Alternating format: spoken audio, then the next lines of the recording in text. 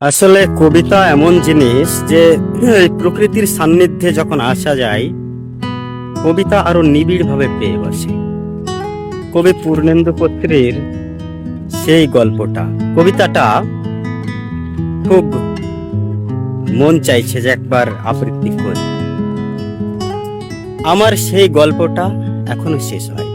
শোনো, পাহাড়টা আগেই বলেছি ভালোবেসেছিল মেঘ, আর মেঘ কিভাবে শুকনো খটখটে পাহাড়টাকে বানিয়ে তুলেছিল ২৬ বছরের ছোকরা, সে তো আগেই শুনেছ।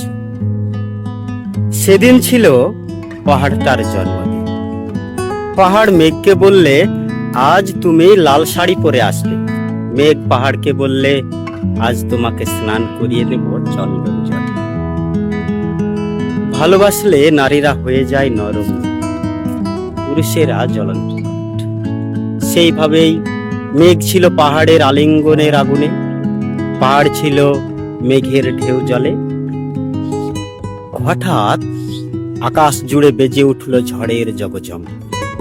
ঝাঁকড়া চুল উড়িয়ে ছিনতাইয়ের ভঙ্গিতে ছুটে এলো এক ঝাঁক হাওয়া। মেঘের আঁচলে টান মেরে বললে, ওঠ ছুড়ি, তোর বিয়ে। এখনো শেষ হয়নি গল্প। বজ্রের সঙ্গে মেঘের বিয়েটা হয়ে গেল ঠিকই, কিন্তু পাহাড়কে সে কোনোদিন ভুলতে পারে। বিশ্বাস না হয় তো চিরে দেখতে পারো পাহাড়টার হাড়পাঁজর, ভিতরে থই থই করছে শত ঝর্ণার জল।